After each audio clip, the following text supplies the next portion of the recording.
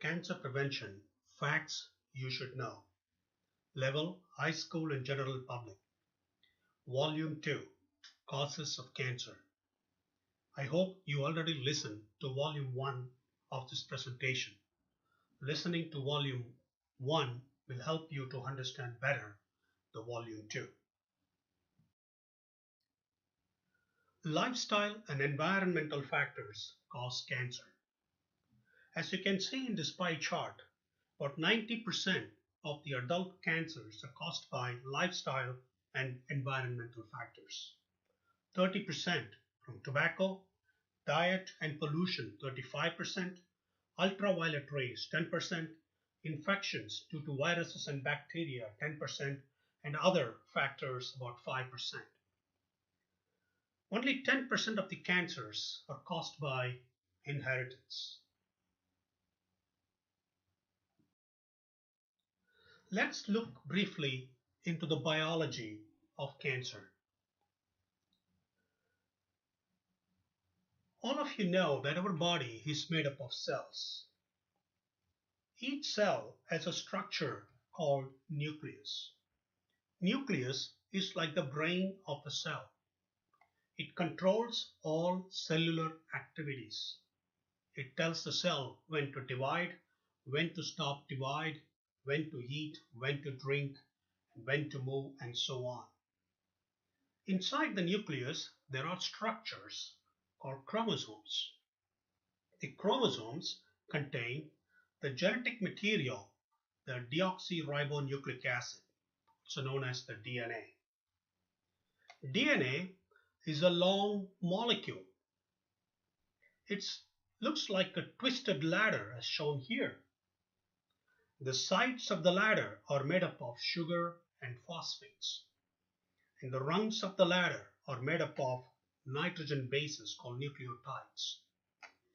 There are 4 nucleotides: adenine, thymine, guanine, and cytosine. Adenine always pairs with thymine, and guanine always pairs with cytosine. 3 such nucleotide pairs forms what is known as a genetic code.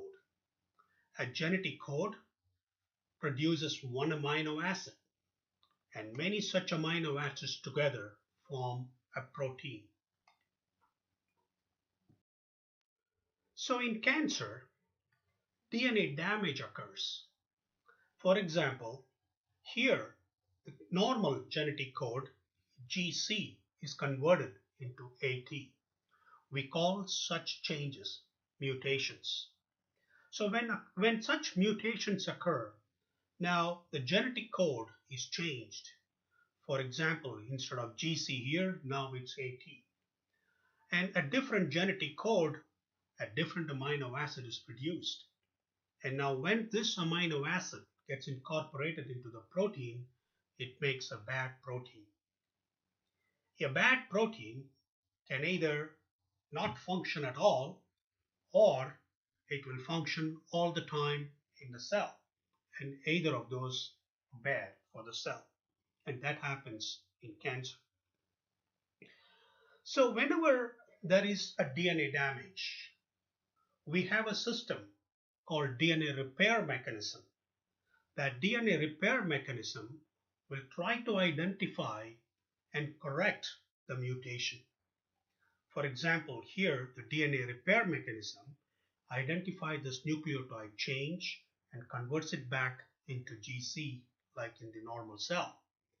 So that cancer can also stop this DNA repair mechanism. So once the DNA repair mechanism is stopped, then these mistakes are never corrected, and then you end up with a bad protein in the cell. So in cancer, the mutations can arise either due to a direct damage on the DNA with a mutation, or can stop DNA repair mechanism to perpetuate the mutation, and both of that will result in cancer. So now let's look how environmental factors can cause mutations to form cancer cells. I have taken four common environmental factors and lifestyle factors that can cause cancer. The environmental factors, the pesticides, and the pollution, the automobile exhaust. The lifestyle factors, smoking and alcohol.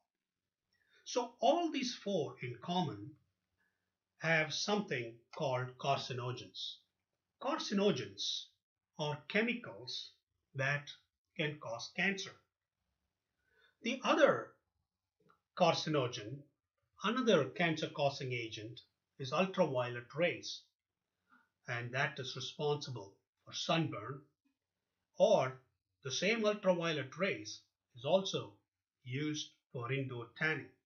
So they have these ultraviolet rays and carcinogens can cause DNA damage. They can either cause direct DNA damage and mutation, or can also stop the DNA repair, resulting in the DNA damage. So once you have a damaged DNA, you have the mutated DNA in your chromosome. And once you have it in the chromosome, then that chromosome is inside the nucleus. So you form now a mutated cell.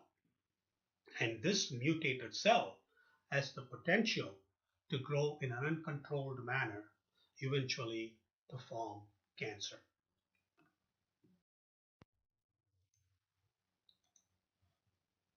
Alcohol is a major cancer-causing dietary factor. When someone drinks alcohol, it gets into the liver. In the liver, the enzyme alcohol dehydrogenase converts it into acetaldehyde. Acetaldehyde is later converted by aldehyde dehydrogenase into acetate, which is later converted into carbon dioxide and water. This acetaldehyde is a carcinogen. It can cause DNA damage, or it can also stop DNA repair.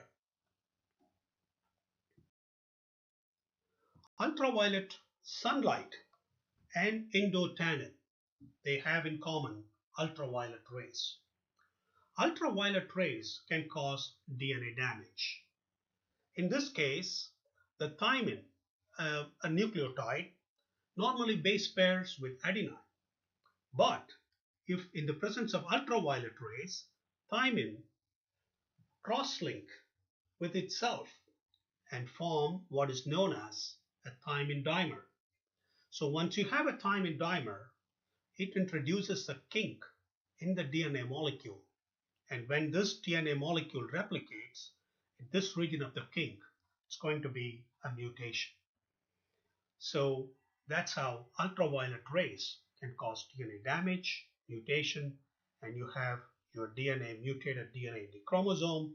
You have a mutated cell, has the potential to grow into cancer. Now, reactive oxygen species is one of the most common cancer-causing agent. It is present everywhere. Normal oxygen has 8 electrons in its outer atomic orbital, but the reactive oxygen species lack one of its electron in the outer atomic orbital.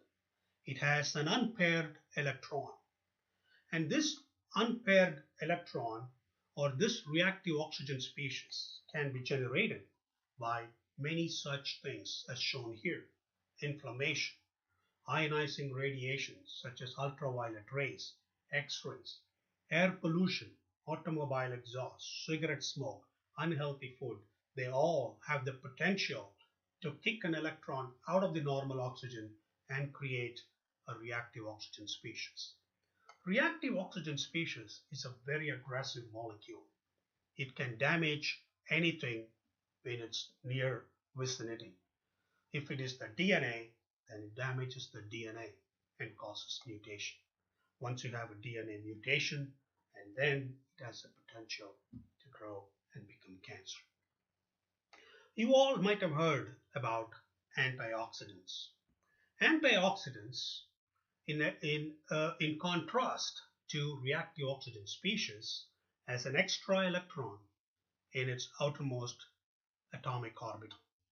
And this reactive oxygen species can donate this extra electron to the reactive oxygen species and convert that into normal oxygen. So antioxidants are so important to suppress the formation of reactive oxygen species in our cells. And that's why we say you should include reactive oxygen species every day in your diet. We will talk about this shortly. So now, what happens to the mutated cell? We produce constantly a lot of mutations. It is believed that we produce about 500,000 mutations per day. But almost all these mutations are corrected by our DNA repair mechanism, and some mutated cells are finally formed. But these mutated cells are recognized by our immune system and immediately killed. So the mutated cells are constantly eliminated from our system. However, some do remain and has the potential to survive and grow into cancer. So how long does it take for mutated cells to become cancerous? It takes 10 to 15 years to grow as big as a black pepper kernel. It's very tiny. It's about 5 millimeter in diameter. Here is an example of a small precancerous growth in somebody's intestine. So these are called polyps, and people after 40 years of age, if they do endoscopy or colonoscopy, you can see many such polyps in their system. And most often, the doctors remove these polyps so that they don't grow into cancer later. So people may look at that, very normal without any disease symptoms when they have all these polyps.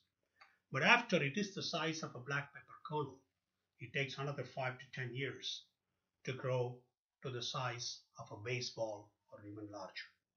At this time, symptoms show up and people can become really sick. And that's where they get treated. So, what did we see? In healthy people with good immune system, it takes 15 to 25 years to get full-blown epithelial cancer. Good immune system is so important for having a healthy life. People with compromised immune system get cancer very quick. For example, people who are infected with HIV virus can get cancer relatively very quick. So maintaining a good immune system is very important to prevent cancer. So now we know why older people have higher carcinoma incidence, because it takes 15 to 25 years to get full-blown cancer. So if somebody gets cancer at 45, that cancer must have started when he is 20 years old.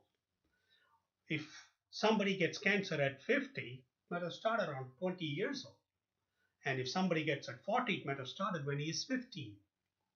So that's why it is so important to educate children about cancer prevention. So if they can avoid cancer, they can avoid cancer-causing agents at this age, they can also be cancer-free when they grow older. So environmental exposures to carcinogens in childhood predispose adults to cancer. So this is what we have seen so far. Cancer-causing mutations start at a young age and accumulates as one ages. Multiple mutations are necessary to cause cancer. Just a single mutation is not sufficient. The more the exposure to cancer-causing environmental and lifestyle carcinogens at young age, higher the chance to get cancer at older age. Since initial cancer development is a slow process, cancer-causing cellular changes in childhood evolves as cancer in adults. That's why we see a higher cancer incidence in adults. So, now let's look how we can prevent cancer. So please listen to volume 3 for cancer prevention.